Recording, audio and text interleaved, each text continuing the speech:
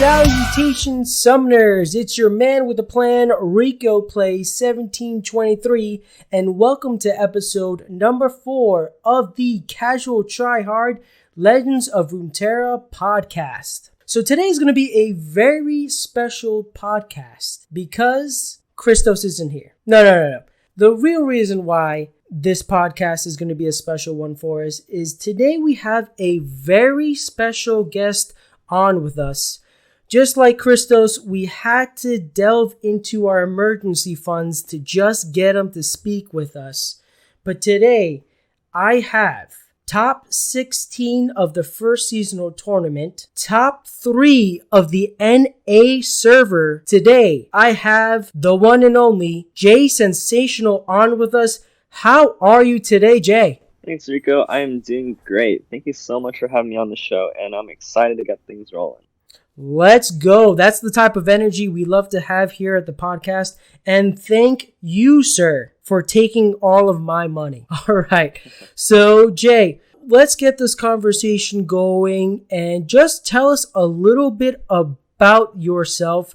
A lot of my audience is coming from the MTG world, so they don't really know too much about the competitive scene over at Legends of Runeterra. So if you can just go ahead and give us a little bit of description about yourself. Yeah, for sure. Unlike probably most of your audience, I actually came from a different card game, that being Hearthstone. Oh, okay. All right. Heard of it. It's a game made by a small indie company.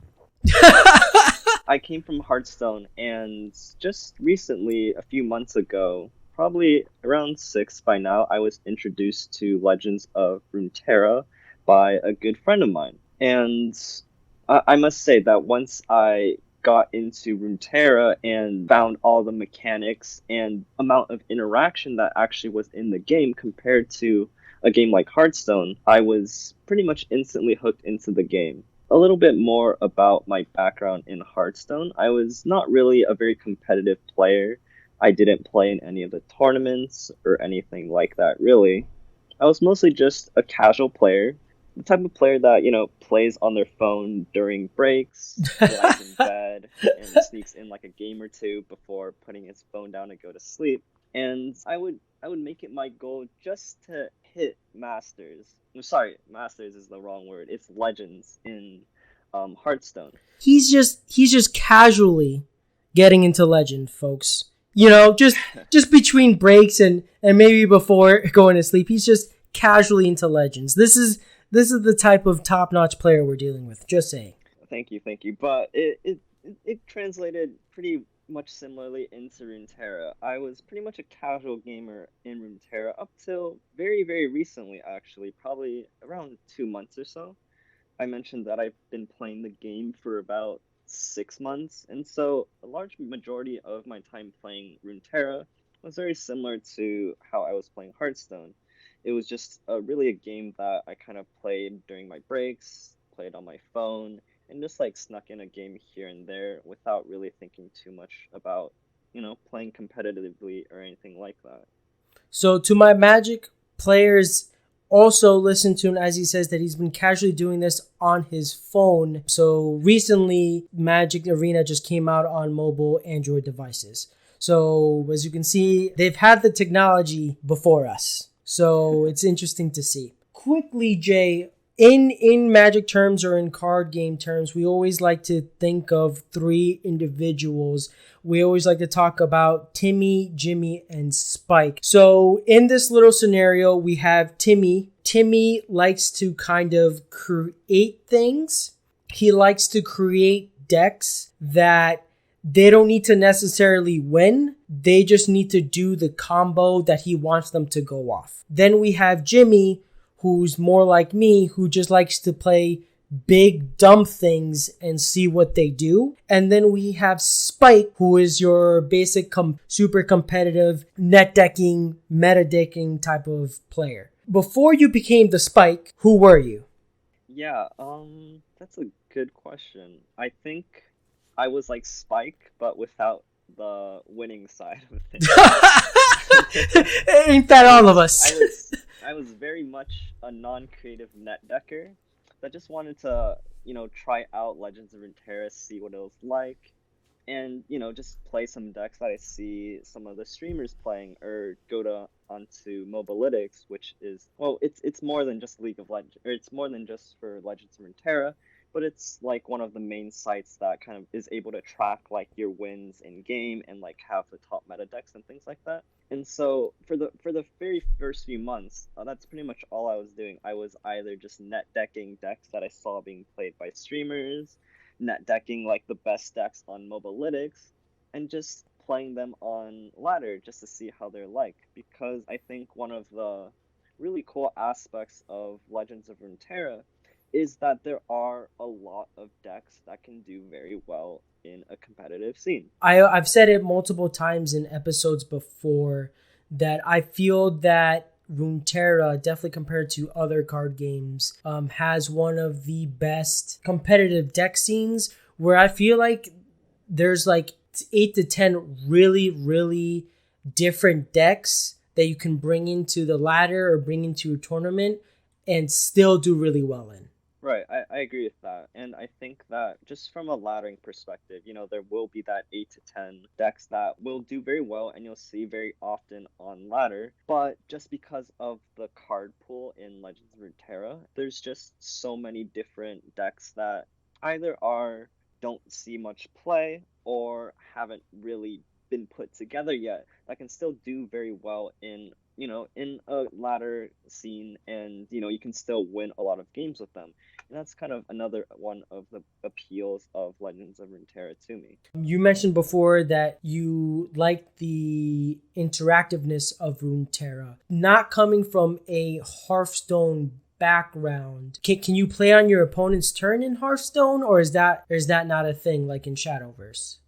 Coming from Hearthstone is very, very dumbed down and very simple. You play on your turn, and then your opponent plays on their turn. Okay. Now, there will be some cards that can disrupt your opponent by like pulling a card from their hand and putting it onto the field. But outside of that, you play a card, you pass your turn, and then your opponent plays a card. And so you will always play your cards on your turn, and your opponent always plays their cards on their turn. And so obviously going into a game like Runeterra, where suddenly, you can both play cards on each other's turns. Yes. And you can play spells there's a stack of spells that you can play on top of each other. Correct. That was really mind-blowing, and one of the aspects of Runeterra that just made me really turn away from Hearthstone. And that was like the thing that just got me hooked. I've been shown card games like Hearthstone and Shadowverse, coming from a Magic the Gathering background where you can actually interact with your opponents on their turn. I just could never get hooked at all. One of the decks that I'm known for in the Magic the Gathering world is a deck called Flash. And Flash is basically, I can play my creatures on my opponent's turn. And the fact that I couldn't do that in other card games, and then now kind of in Runeterra, all your creatures have Flash in that sense. So that is one of the reasons why I too fell in love with Runeterra, is that ability to interact. And then coming from a Magic the Gathering background, the ability to get a mana every turn, and in Runeterra, the ability to get a mana every token switch was just like, wait, what? I can actually play my 8 to 9 mana thing on curve if I draw it? Let's go! So that was hugely mind-blowing for me. But for you, Jay, where was that switch for you that said, hey, I'm tired of being the spike without the wins. I want to be the spike with the wins? Because, come on, man. Top 16 of the first seasonal tournament, and then top 3 in the NA server. I mean, that's dedication. That's a lot of work. So when did it switch for you? When did that on switch turn on? Yeah, Rico, thanks for asking, because I think this is actually quite an interesting story. Oh, let's go! For when the first seasonal was announced, there's basically 2 ways to qualify for it. The first way is to just be within the top 700 players in Masters, which is the highest rank that you can achieve within Legends of Runeterra. It's like Mythic, folks. It's like Mythic for Magic. Right. And for the second way is through the Last Chance Gauntlet, which is kind of like a side mode within Legends of Runeterra. Each different week they have like a different theme to it. This mostly rotates between either a singleton gauntlet, in where each deck that you construct can only include one copy of each card. Right. And there's also like best of three type of thing where you bring three decks, you get one ban, and then you just play one of your decks versus another of your opponent's decks. Kind of like that. So just a little bit of a stipulated version of laddering, but in like a side format. And so for the qualification, you had to win 7 games in a row without dropping a game. But the thing is here, if you played the gauntlets each week up to the qualifying Last Chance Gauntlet, you got a free win up to 5.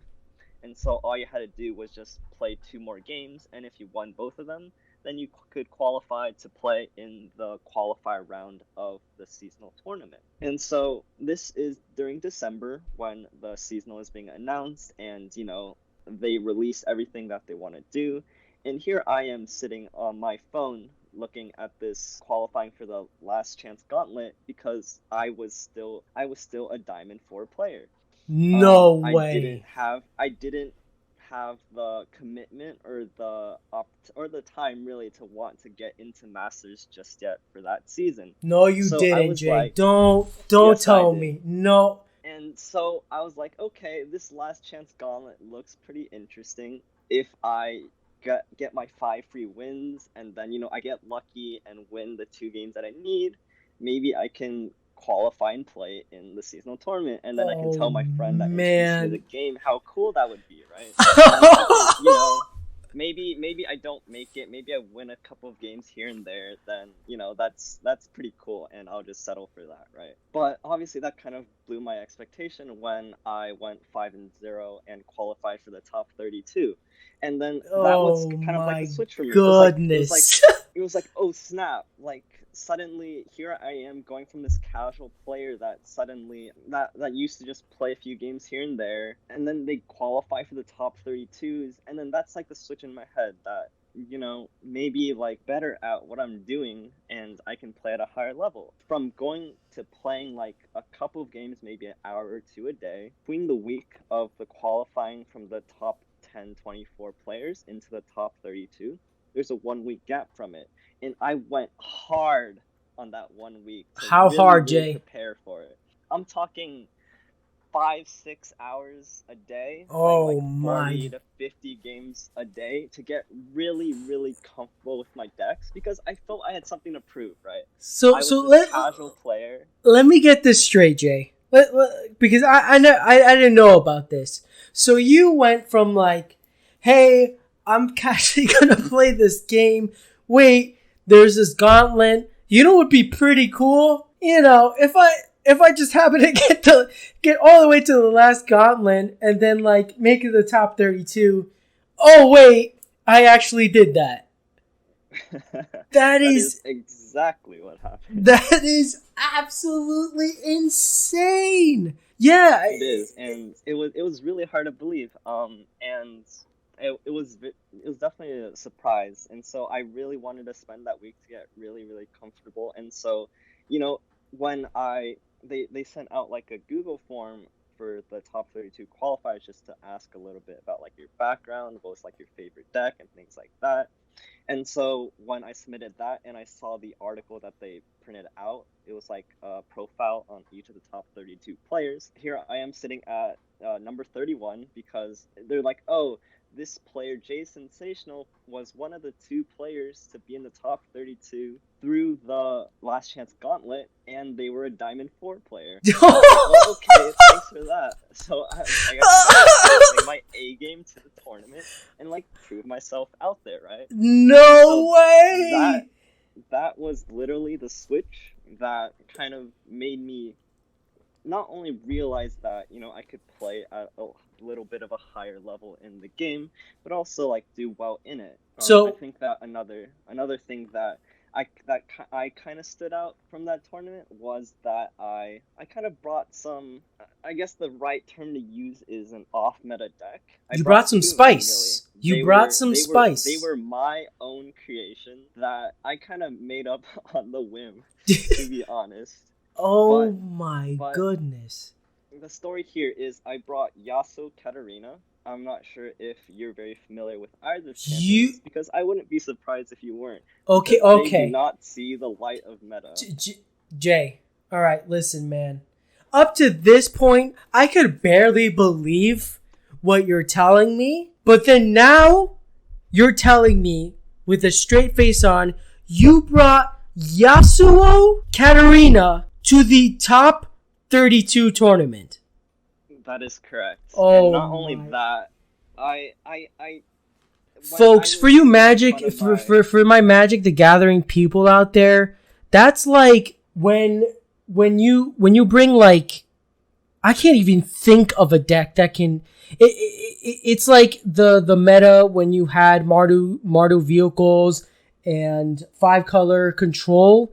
It's like bringing in blue black salamanders. Like it's a deck that's never played and like is never seen on ladder.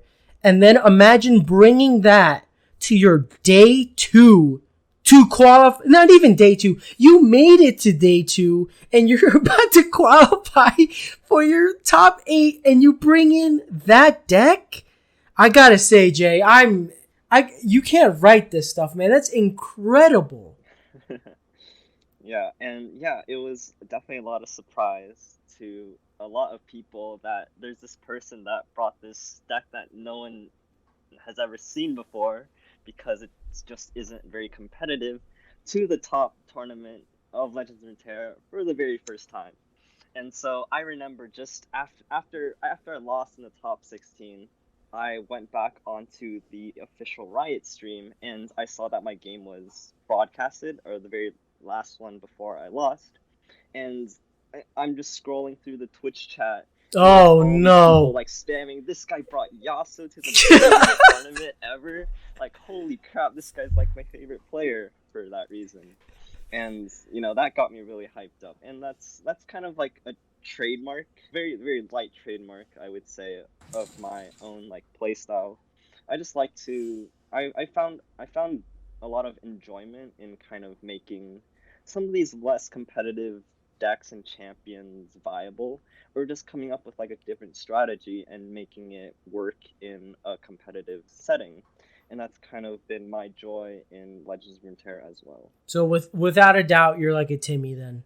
You want to bring your own thing to the meta, and you want your thing to do its thing. I cannot believe that.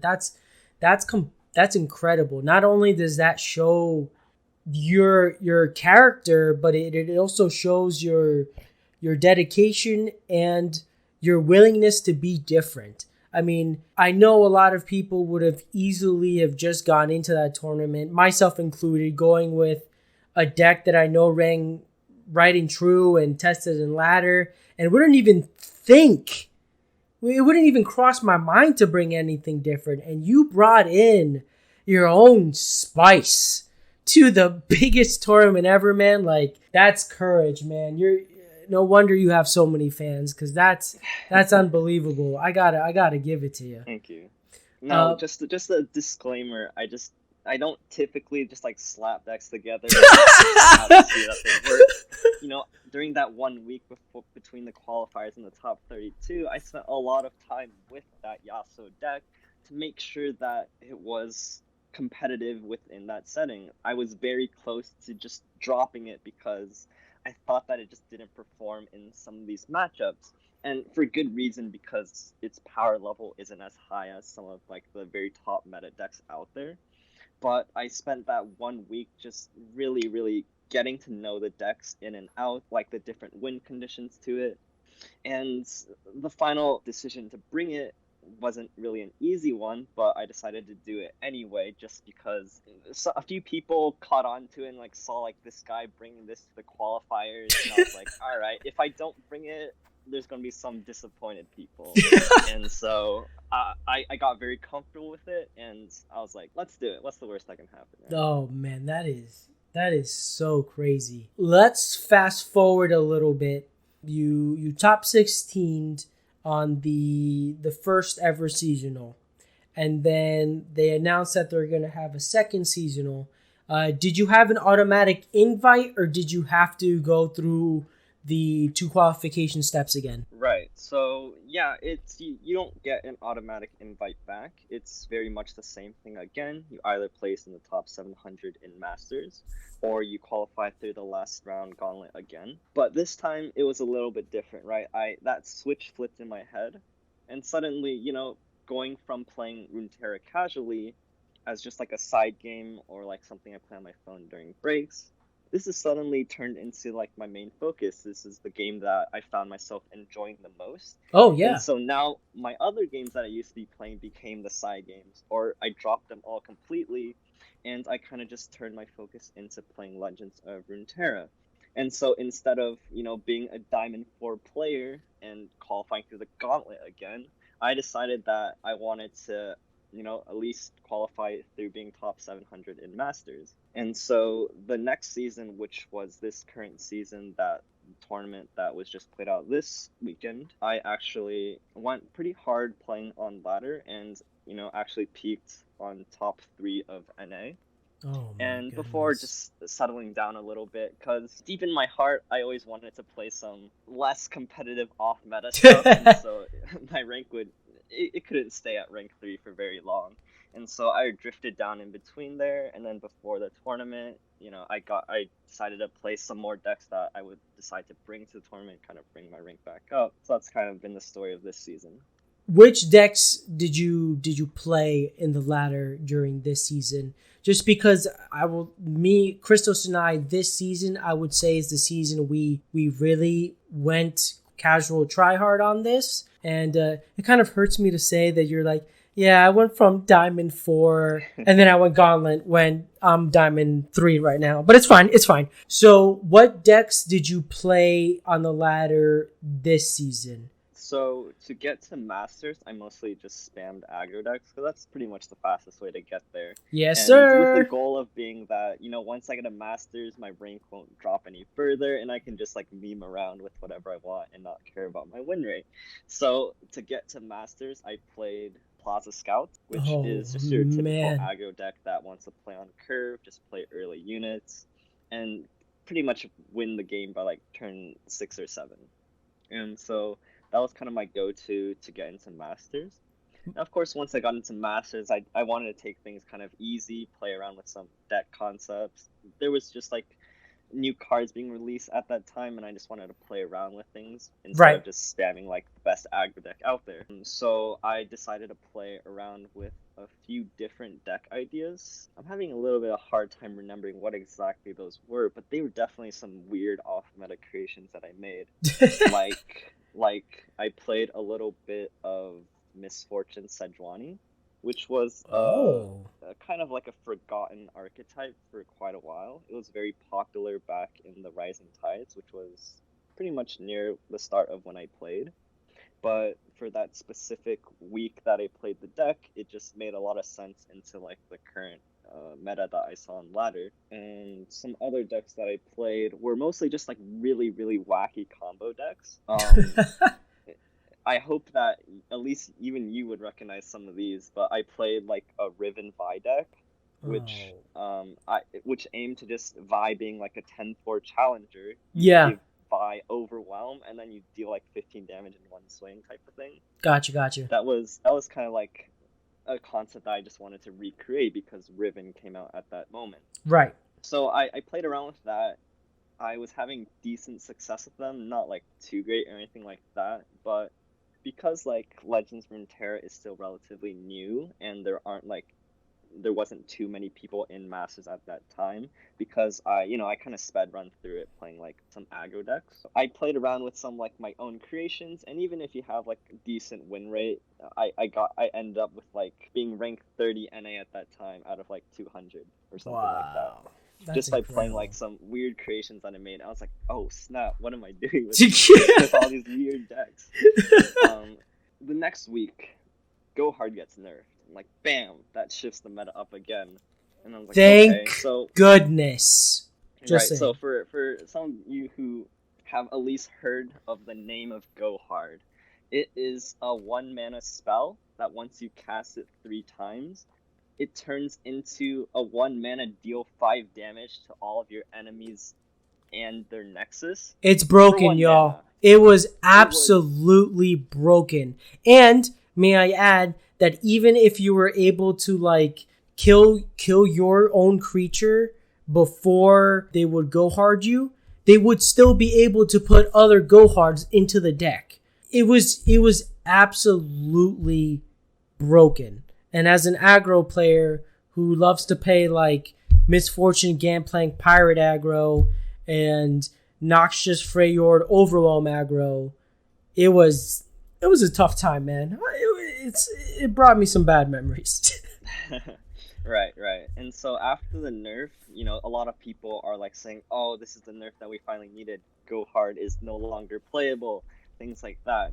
And for that week after the nerf, Go Hard's play rate saw a significant decrease. Yes. And me being the Timmy that I was, the Oh one who no. wanted to not play the meta decks, Oh no. suddenly Go Hard isn't a meta deck. And I was like, okay, so now that finally Go Hard isn't like the most popular deck on ladder, maybe I should finally try it out and see what all the hype was about. Because, up to that point, I probably played like 20 games of Go Hard.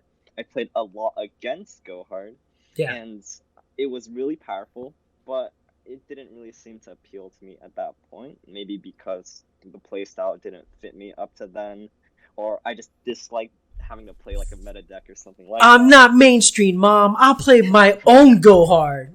Yeah, exactly. And so once the nerf hit, and a smaller minority of people knew that Go Hard wasn't really that impacted by the nerf. Sure that it costing 5 mana after you cast it 3 times to clear the board instead of 1 mana was a very drastic change, but it didn't really affect the overall core of the deck because outside of Go Hard itself, It's the a draw very package that's pretty aggressive, good. draw-heavy deck, Yeah. and so you can swarm your board very early on with a lot of cheap units and go really wide. Right. And that was half of its power level. And so I decided to just start playing the deck and just see how it was, see for myself if this was like really the nerf that Go Hard needed, that it was finally like knocked out of its top tier competitiveness. And I just wanted to test it out finally. And so I played a few games. I started by, I played a few games, got a little bit more comfortable with the game plan, how it played out, things like that. And I was like, okay, this deck seems pretty good. I win 5 games in a row, and I'm like, okay, this deck seems like it's still very good. I don't see what all the fuss is about, right? I win 10 games in a row. I'm like, okay, maybe this is still very, very powerful, and people are just sleeping on the fact that it's just a nerf card and nobody wants to play with it anymore. Right. I win 15 games in a row. Oh, and suddenly jeez. I'm like, This is what it. is going on? This is it. This is like either I'm the best player in NA or everyone's sleeping on this deck. And so finally I go 21-2 with the deck. Oh, and jeez. I hit rank 3. And I'm like, wait a minute. How did that just happen? And so that was kind of how I got to there and how I climbed up to there. Because like I played 23 games up there, if you get on a large win streak, the way that LP or ladder points in Legends of Runeterra works is that once you get into Masters, if you win a game, you typically gain about 15 LP, and if you lose a game, you lose about 25 LP. So it's painful. Right, it's very painful to lose a game, and then you have to win 2 games just to kind of regain that LP. But because I just went on this absolute tear streak and just ended up doing really well with the deck, that's kind of how I got to the rank that I peaked at this season. This warms my heart in many ways because as a player myself, I always had the struggle with like, hey, I want to be competitive, but I don't want to play, your quote unquote S tier, what everyone else plays. I want to be able to create my own type of deck, and if I run it well enough, I can actually be competitive. Hearing your story of going hard on Go Hard and just doing so well with it, bringing Yasuo and Katarina to one of the biggest. I still can't get over that. But one of the questions I was going to ask is whether you have a difficult time of playing, quote unquote, what's expected of you, or of playing your own type of style. It's clear that you like to play your own style of deck. And not only do you like to play it, you play it really, really well. So that's phenomenal, man. Thank you. Just to kind of touch up on that point, very recently, at least at this seasonals, I felt a little bit conflicted because I think that I brought one deck in particular that, was my own baby, it was my creation, but it just didn't match up to like the power level of another deck that uses the exact same champions. And I was kind of torn between it, whether or not I want to bring it, whether or not I just want to bring like a safer bet. And because I wanted to win to qualify for the top 32 again. Of course. And I don't know necessarily if it was because I brought like a deck that, I could have brought a stronger deck in its place, but I ended up not qualifying this season. But I still decided to bring the deck that I wanted to play. And for a few different reasons. One was simply the fact that I was a lot more comfortable with my version of the deck that I brought, and I didn't really have that much practice with some of the more meta decks, I would say, that I could have brought. And so in the end, I think that, at least for this tournament, where the tournament format was like a 5-round single elimination type of thing, if you didn't bring the decks that you were comfortable with, then I think that was kind of more detrimental to you than trying to bring like the top decks and not really knowing how to play them. I know this is going to be an easy cop-out, but man, you didn't draw well that first game, okay? Ladies and gentlemen, it was not Jay's fault, okay? He just did not draw well that first game. As I said, it definitely warms the heart, and it makes me happy to hear that there's players out there that like to play the way they like to play, and they're going to play it that way, and they're going to be competitive, and they're going to kick butt. So that's awesome, and I think a lot of our listeners out there, when they're dealing with the situation of, because ultimately I know we want to be competitive, but it's still a game that we like to play. So if there's a certain style or a certain way you want to play, just play it. Just play it. Not all of us are as lucky as Jay, who can play it and then kill with it, but still, it's how you want to play the game. Now, we talked a little, you just mentioned it real quick, Jay, about the Cosmic Creation Tournament. If you can just quickly just go over kind of the logistics of the tournament, because like one of the things that stuck out to me as a Magic the Gathering player that I don't usually see in other tournaments is, in this tournament, you actually bring 3 decks, and then you choose one, they choose one to ban, and then you have to beat each other with the 2 other decks that you brought, right? Right. So exactly like you said, it's best of 3 with 1 ban. And the tournament itself is a 5-round single elimination type of thing. So when you're going into a game, you bring your 3 decks, and your opponent gets to ban one, and then you get to ban one. It's pretty much exactly like you mentioned. The really interesting thing that comes along with a format like that is, especially with 1 ban, having a deck that you can ban, at least for me, this is the personal reason why I like the format, is because now you can suddenly bring what I would say would be a weaker or an off-meta deck, because now you get to ban the deck that maybe your strategies do the worst into, and so you just don't have to face that strategy going into the tournament.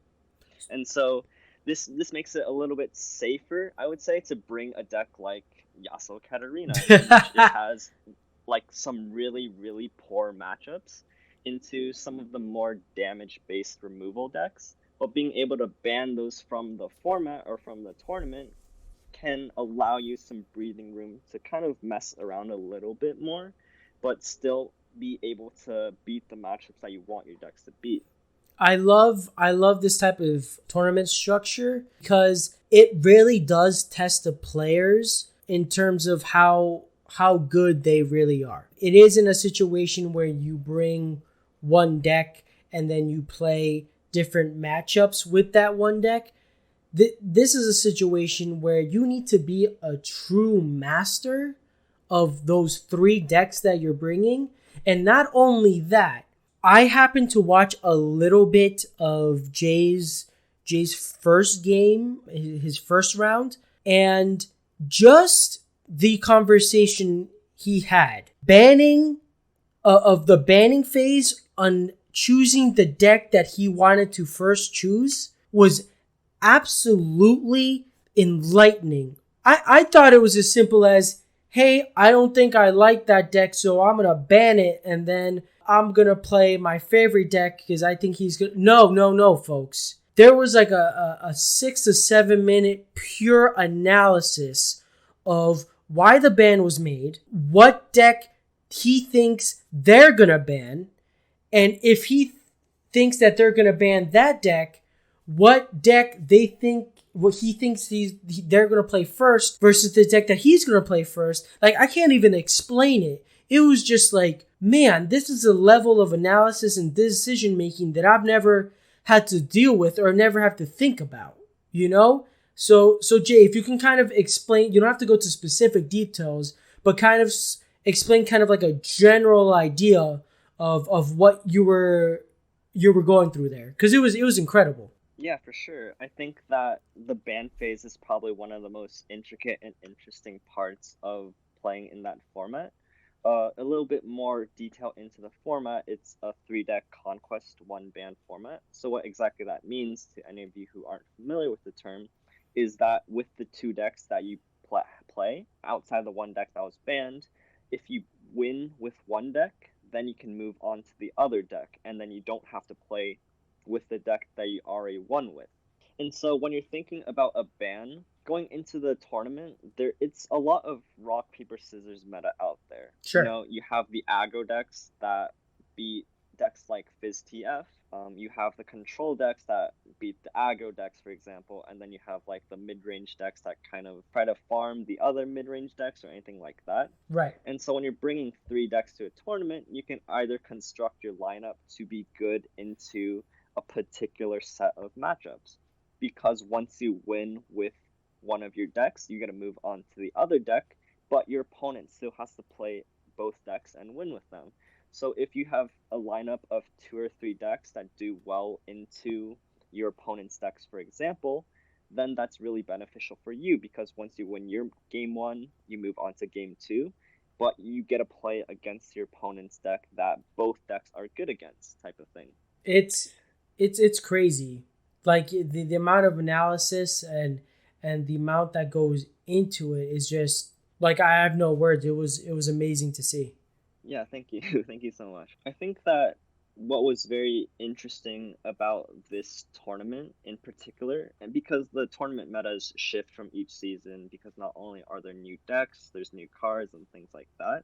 Also, I saw that that one of the things that one of the announcers did say when I was watching it on Giant Slayer was, and I wanted to know if this if this went into your decision making, that the other servers played before you. So did that kind of change the meta at all? Because they were saying how in Asia everyone went super aggro, and then in Europe they started going a little bit bigger with mid range, and then for the Americas, they went a little bit bigger than just mid range. Did you kind of sense that, or did you just go in and be like, I'm gonna do what I'm gonna do, and they're gonna have to deal with it? Yeah, that's a good question. Going into the tournament, because of this very particular tournament meta and the deck meta outside of the tournament, there was one deck that I think there was a really high consensus about as being the strongest deck in the game. And that was FizzTF. Very high card draw, going wide with units that cost 0 and have elusive, which means that you can't block them with your normal units, and then just having a lot of burn over the top.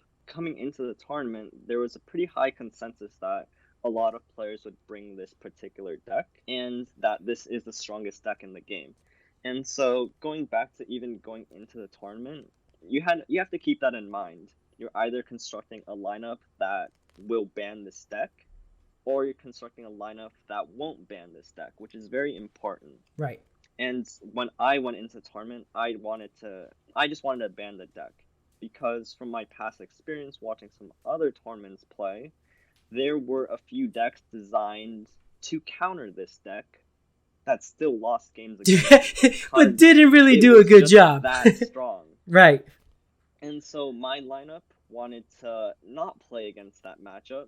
And so keeping that matchup in mind, this is like, if I see this deck in my opponent's lineup, it is 99% of the time eating the ban. And in this particular tournament, that kind of makes things a little bit easier on me. And then, of course, it's the two decks against your opponent's two decks. And then you just kind of hope that the two decks that you brought are good into your opponent's two deck. Another note to make about this current tournament format that is getting changed in the future That is true. is that with a 5-round tournament format, you don't actually play that many people. And so the pocket meta that you'll face can actually be quite different than what your friend will face or what some your opponents would face.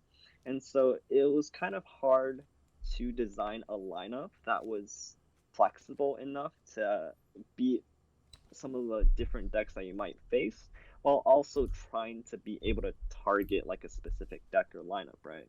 Yeah. When I was watching, it was very interesting to see when you were talking about like the little pocket metas.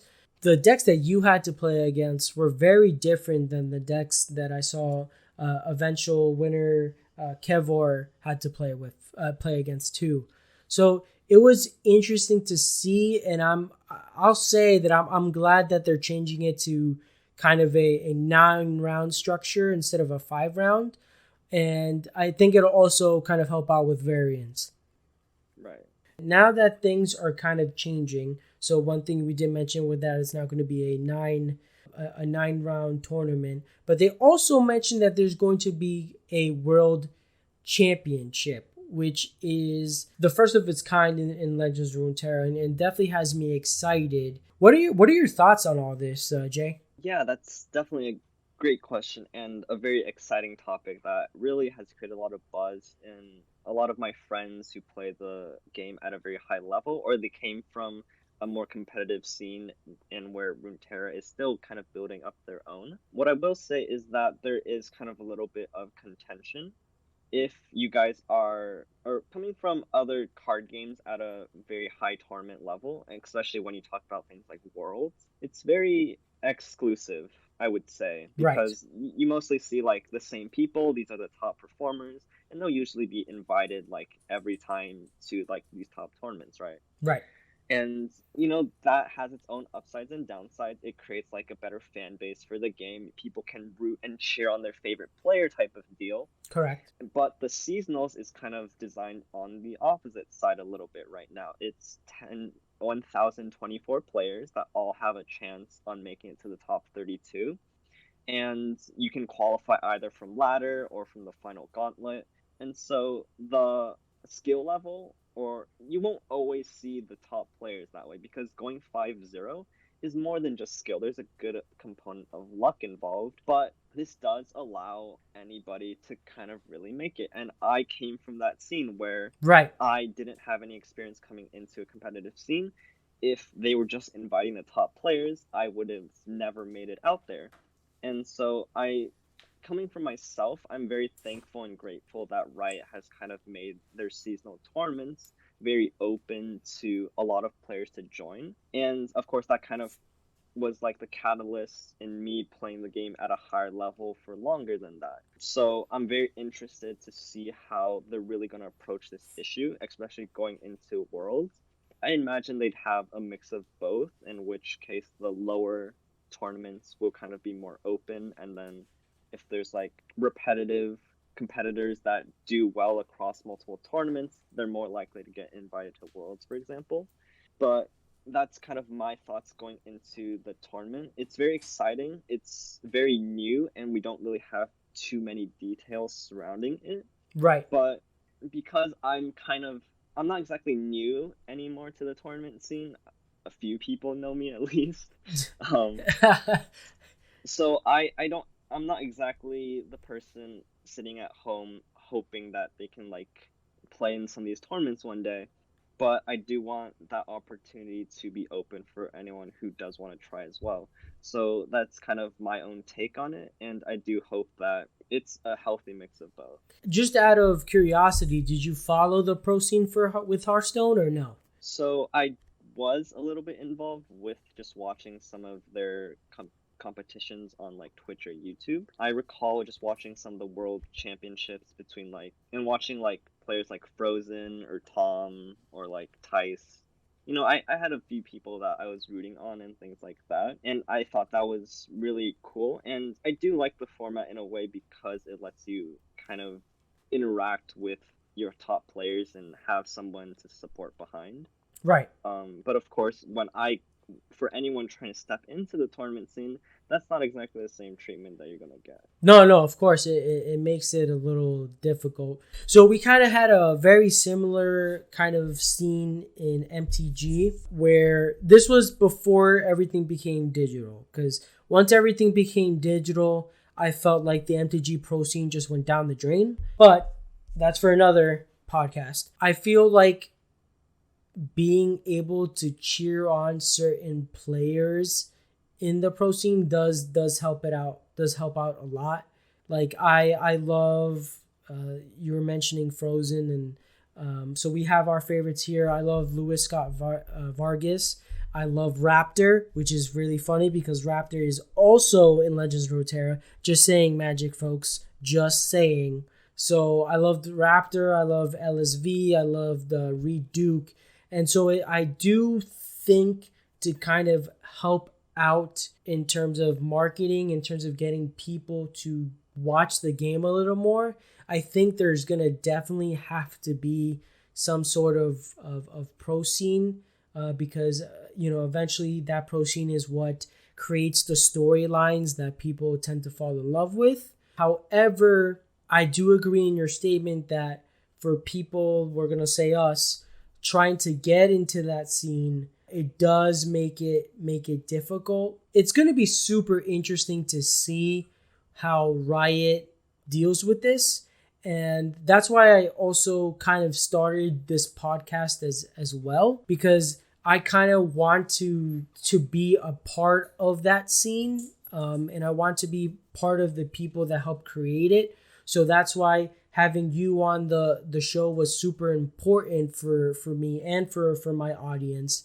because having a top tier player on it to kind of explain to us their thought processes and what you were doing, and then finding out that you did all these things being like a casual Timmy is just even better for for the audience. So it should be interesting to see how Riot deals with this up and coming challenge. But I'm kind of voting for having that pro scene, because I think that's what's going to help get the numbers up. And once we get the numbers up, that's when we can really start making this competitive scene and community into something bigger. Right, for sure. And one thing that I will add that I think is really important for anyone looking to get involved with Legends of Runeterra, I think now is the time to really get out there. Absolutely. And what I exactly mean by that is while the pro scene is really developing, if you can get your toes wet into the water, get your name out there, get people to know about you, then you can kind of ride that wave up a little bit. Yeah. And especially for me, for the months that I was playing the game casually, I was pretty much playing by myself. I wasn't really involved with anybody else. I wasn't really involved with the community. But very recently, because I was playing more on higher ranked ladders, a lot of the streamers, a lot of the community members are also there. And because I'm playing against them more and more, I recognize their names on ladder. They recognize my name on ladder. And then I hop into like their Twitch chat when they're streaming after a game. I say GG. I stick around for a little bit, and that's kind of how you get involved with the community.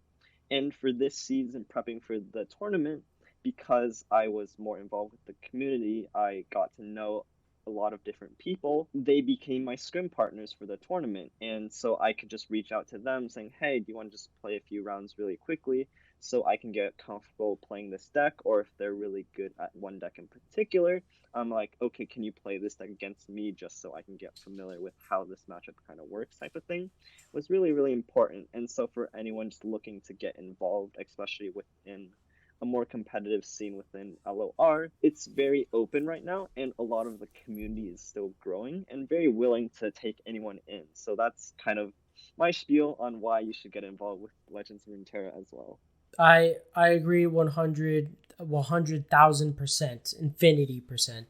I mean, this podcast and this episode would have never happened if it wasn't for the fact that the LOR community is so nice and so willing to hop on and help us casual tryhards to kind of level up and to become better players, because the more people and the better the game, the better the skill level gets, it's just going to help out the game grow.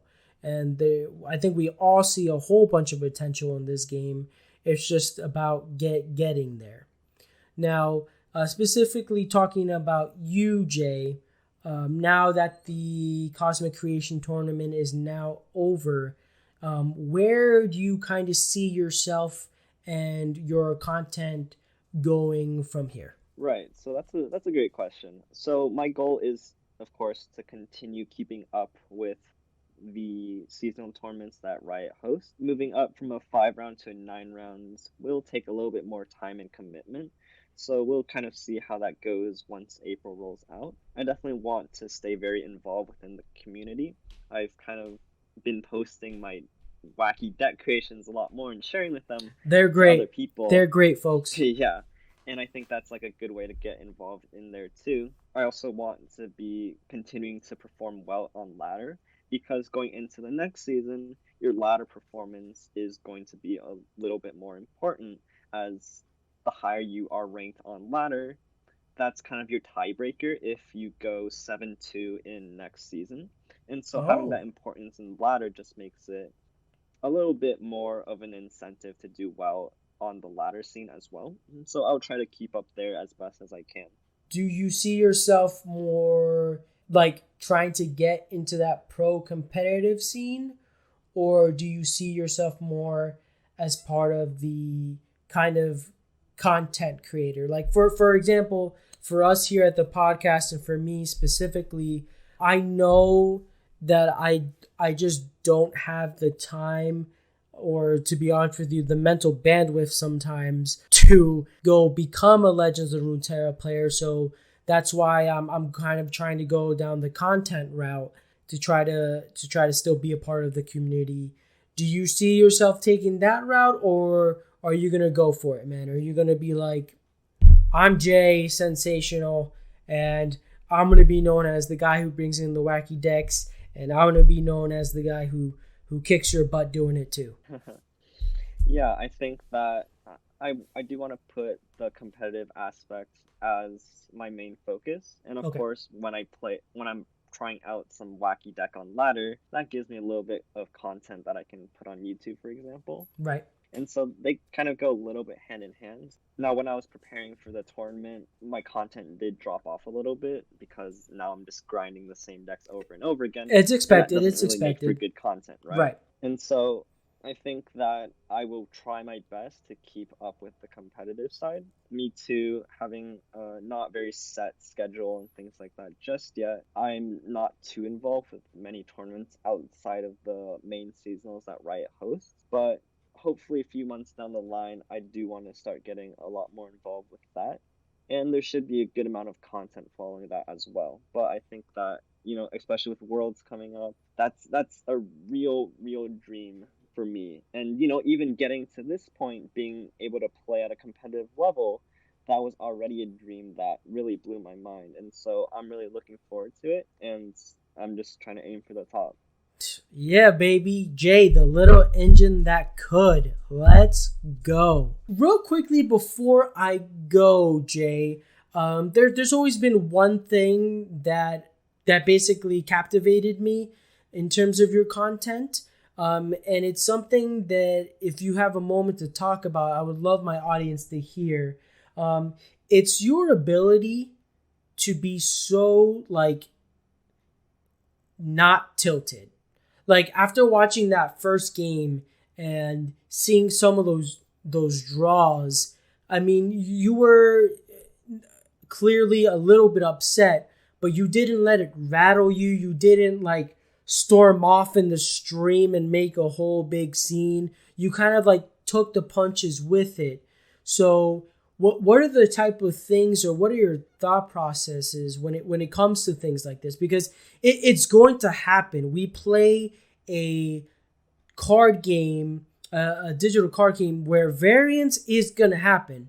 I would argue that there's a lot less variance here than there is in other card games, but once again, that's a different podcast. What do you kind of do, or what helps you be in such a state of zen?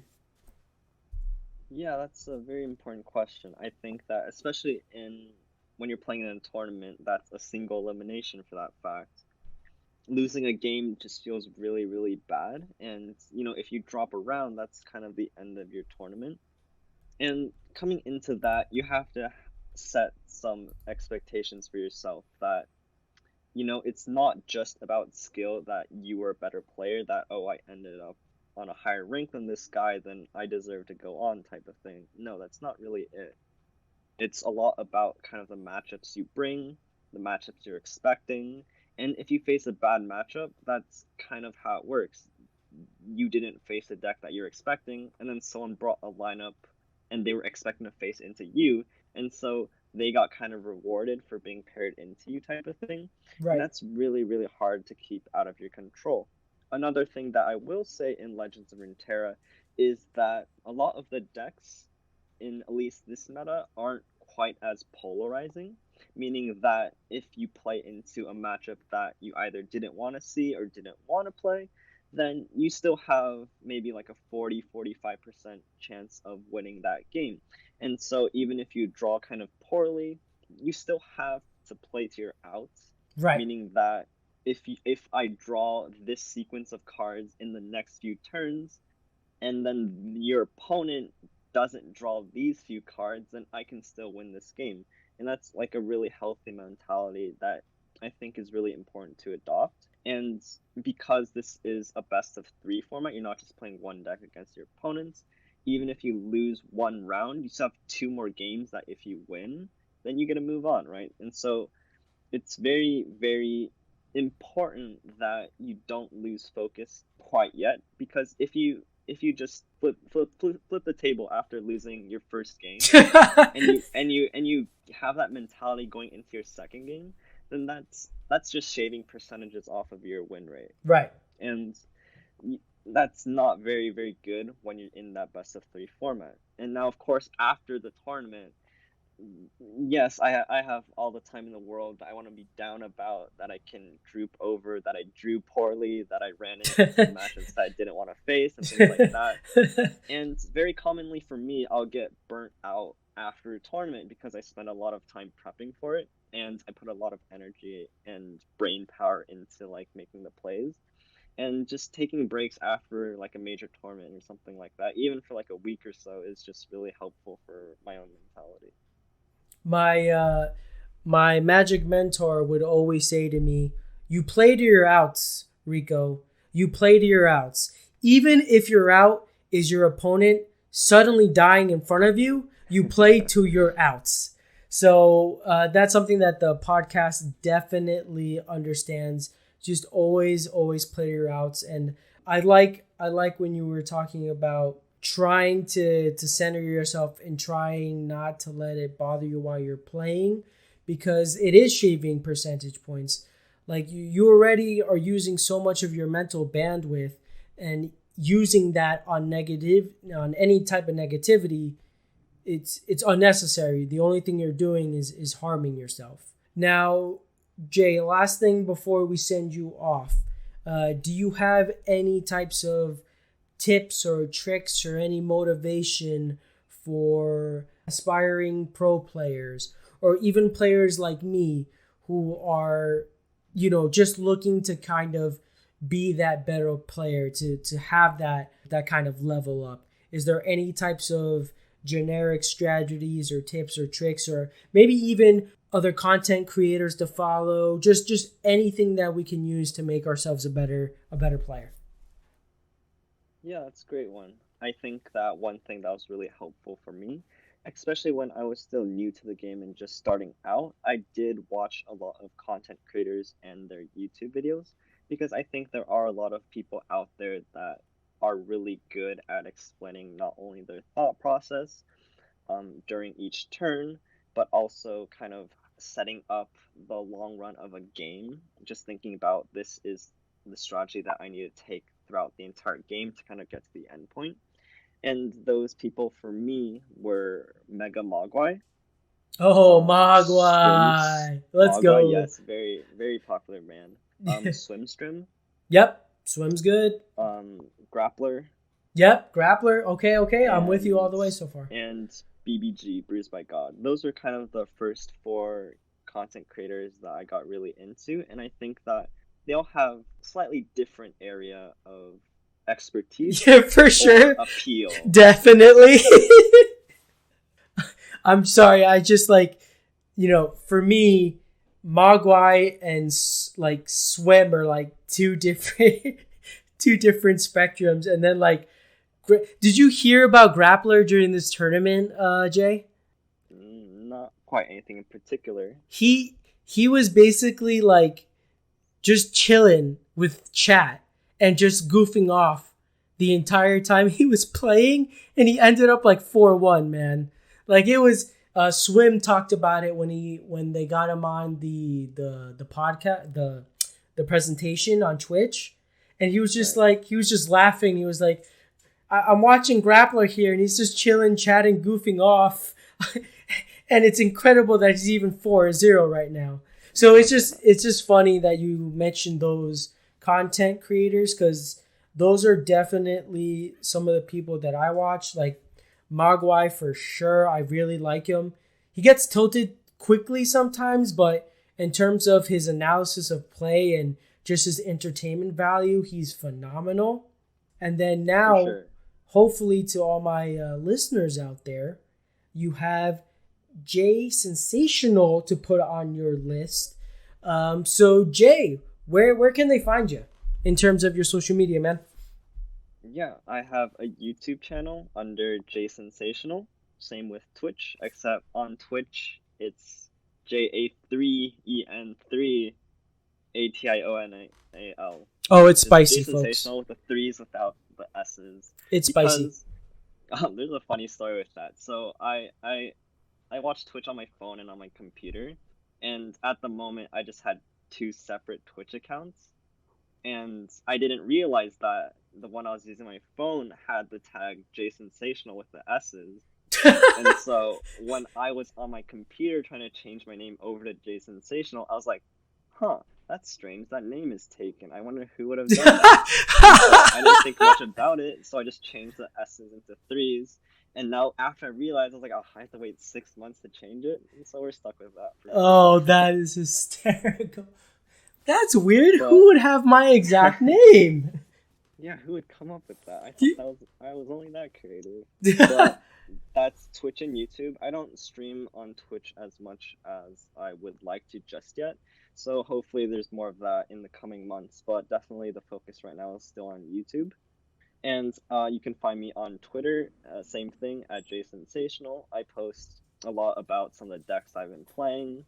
They'll usually be the wackier ones. And just you'll pretty much be up to date with everything I'm doing on Twitter. And one last thing, I am just recently starting Memes of Runeterra Twitter account, because I think that isn't present right now. Oh, I'm down. It's still in the making. I just made the profile. I made a banner. There's no post just yet. It has 7 followers, which are all my friends.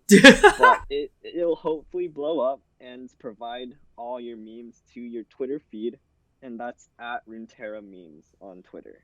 That's my spiel. I am so down with that. Actually, on my YouTube, I do Rico meme plays where I go ahead and play, like you see like 5 minutes of footage of me playing, and it's just like memes all over the screen and me like trying to be funny.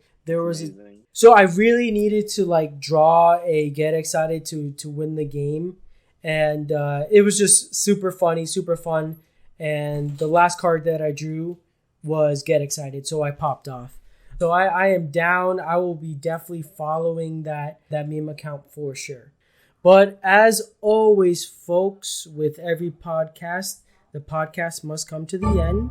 So from me, Anthony Ricoplays 1723, it's sayonara. And I'll see you next time, Summoners.